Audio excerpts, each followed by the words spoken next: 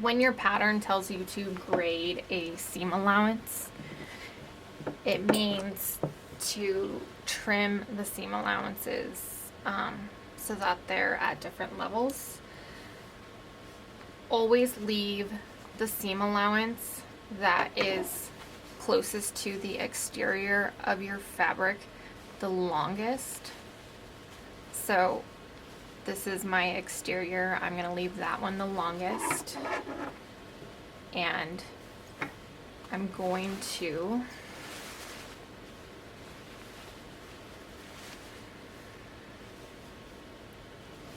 go and trim my bias tape seam allowance in half.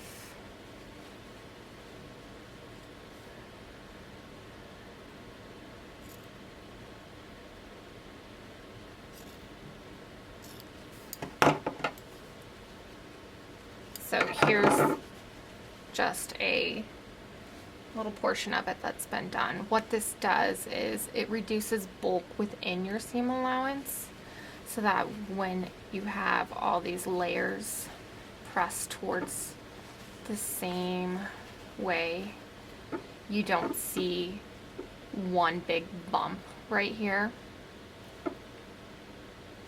And that's the point of grading your seam allowance. So if you had 3 layers of fabric right in here, you would see each layer within.